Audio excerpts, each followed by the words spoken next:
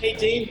It's Kurt from Seattle, Washington, headquarters for Travis Industries. Interesting is our engineering department, our research department, we call it, I borrowed this phrase from Walt Disney, we call it Imagineering.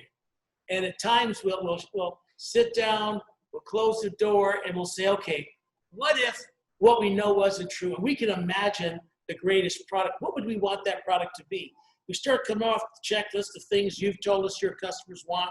The guys in Chicago told us what they want. And we picture these products. Then we go about, well, if we were going to do that, no one's done it before.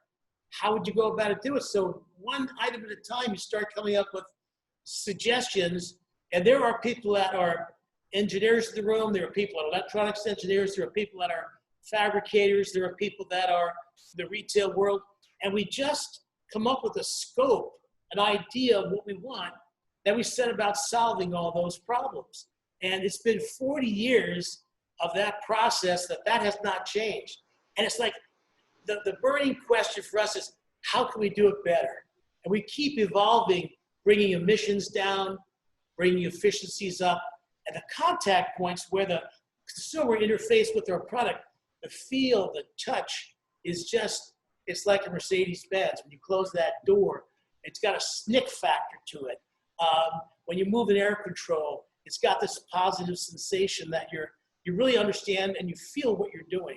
So those are things that are very visceral about our products, that you not only seeing a product and you're feeling the heat, but you're interacting with it and you can feel that quality we build into it. Well, as a dealer from way back, when one of the things that I found different about your company, and one thing that we still like today, is that you listen to what we want instead of telling us what we're going to sell. And that is something that nobody else in this industry does as good as Travis Industries.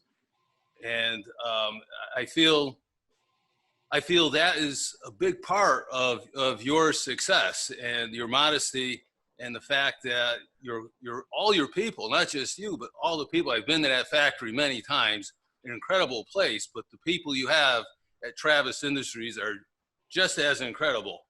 And I've always liked American-made companies. How do you keep yourself above the curve when, like, everybody else went to other countries, which I won't name, but I think everyone can kind of guess what I'm talking about, where they went for price, yet you've been able to achieve that efficiency for price, yet give quality that is unmatched in the industry? We have a passion for making things. You know, it's not just designing things, it's actually making them.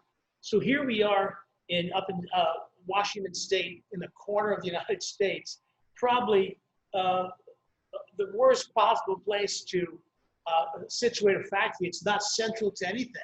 So what we have to do is be very clever. How do we design things and put features in products and be cost effective and be competitive price-wise to the consumer with things made in Asia or things made in Mexico? We're an American manufacturer, and that's the challenge. But you know what? We've got so many good people here that love a challenge. And so here we are, 41 years into this endeavor, and it's a journey. It's not this. We have these goals we set out. As soon as we accomplish something, Dean, we're on to the next one. When we started, we had a welding machine and a grinder and a paint booth. And now we still hand fit everything. We still hand finish everything, but there's a lot of automation centers in the factory, and people going, gee, doesn't automation take away jobs? We've been doing nothing but hiring since we started. So, and right now, we're on the next generation. We've been doing this long enough that we've got the children of the original people all working here, working in marketing, working in the factory, working in repping, working in sales. That we're on to a whole new generation of stove builders. They may come in the door as a welder, they may come in the door as a painter, but they become stove builders when they're here. They become craftsmen. And the greatest thing you'll see, you'll experience on the tour of our factory is talking to the people that make these products. The passion is at that level. The pride and the passion of making something in America and making it extremely well you'll see it and feel it in every workstation in this factory. And that is a huge point that I think people are coming back to, is not only having the passion in that, you feel good every day you walk into your place, and you have that passion. You feel so proud of where you work. That American craftsmanship is just unmatched. I wish people would see the robotic welding and the plasma cutters. And you have how many lasers, the machineries, it just keeps getting better and better. I don't know how you do it. Well, the technology in metal fabrication keeps advancing. We've installed some fiber optics lasers, and they transmit the message so rapidly to the metal, and the precision is so accurate. We're plus or minus a few thousandths of an inch in what the lasers cut, but it's doing it at 1,200 inches per minute. This is how we can compete with things offshore. We invest in technology in certain labor-intensive stations or processes, so we get perfect parts that will go together, and we can be real efficient in the manufacturing and assembly of these wood stoves, gas stoves, fireplace inserts. And the thing about this that's so fun, Dean, is we get to work with fire every day. I know you feel the same right. thing. That's our livelihood. We get paid to play with fire. That's and right. it's a wonderful thing, and you can tell when you come here and meet everybody, everyone loves it.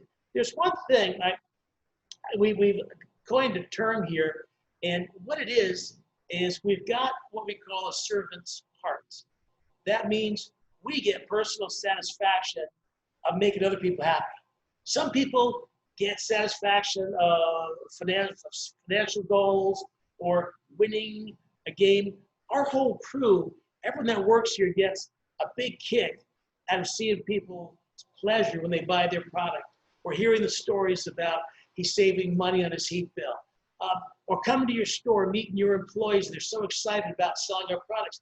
That's the stuff that really moves us to design things and to run the kind of company we run. It's that a real kick out of seeing other people excited and happy with what we do.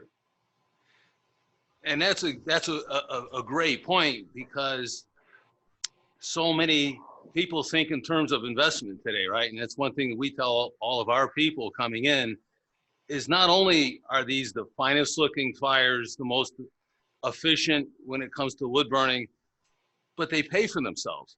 And this is why it's hard to sell anything else but a Travis product, because it not only looks the best, it's the safest, it's the best built, the most durable, but it pays for itself. So, I mean, it's just a win-win situation. And to have an American company filled with people who are proud of their craftsmanship is just incredible. One thing we've been talking about this factory, we've been talking the products, but we couldn't do it without you.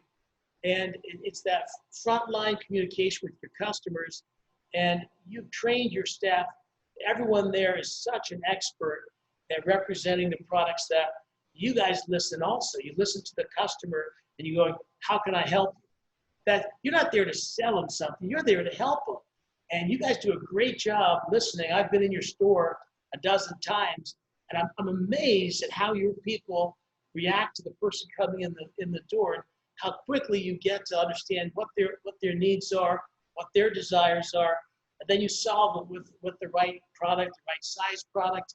And you've been able to build your business because of that real interest in your consumers' happiness. So I've seen it over and over, and that's what makes your company stand out, is that you guys put the customer first. Well, you have to, in order to be successful with consumers, you have to listen to them first, right? And again, we both, I think, feed off each other, and we're more than happy to do that. As far as the durability goes with consumers, the fireplace that's behind me right now is about 16 years old. And look at it. I mean, and that's a fire, that's 16-year-old technology, and it's even better today. Yeah, Again, we build these things. There's no planned obsolescence. We build these things to last. When you're building them in your home, we're building them to last the lifetime, your lifetime.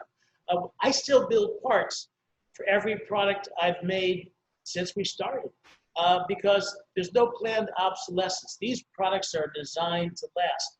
We have advances in emissions reduction, in efficiency, so the new products are quite different than the old ones, but if you've got one built in, you take the time to make that investment, we make sure it's going to last. It's something we say, hey, your kids are going to love that stove they grew up with.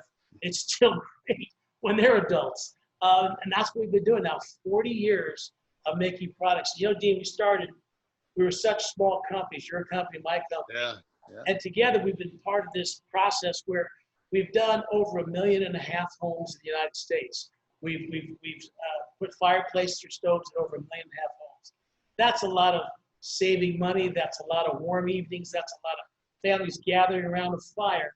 And it's so cool to be part of that. It really is. And the nice part about it is, as much as we've done, there's so much more to go. With all this new technology, it's just getting the word out because our industry, as you know, generally doesn't do a great job of letting the basic public know what products we have available to them. And that's where, again, where we come in, we're different. We're a much smaller part, but on that upper echelon of products that once people have them, they'll never put anything else in their house in but a Travis made product. You can't go any higher than that. Not in terms of quality, not in terms of aesthetics. And we're more than happy. We're so glad that I met up with you back 40 years ago. So it's been a win-win situation. We were a couple of young guys trying to figure it out, weren't we? Well, I had color in my hair too. I had hair. Which you lost one day in a bet, didn't you? Yeah, I'm at your store, and I bet your salesman something silly. They took me up on the bet. The bet was they can accomplish something, a goal, and they go, "What are you betting?" They said, "Can we give you a haircut?" I go, "Sure," because I know you guys can't do it. I left there with my head shaved. Come back to Seattle, I had 0 hair on my head. You guys got to shave my head because they accomplished what I thought was an impossible goal. And let me tell you, my wife still talked about it. She goes, "You're not allowed to go to Dean's." Yeah, we're a little irreverent. We're silly about ourselves. We take this business and our customers' needs very seriously.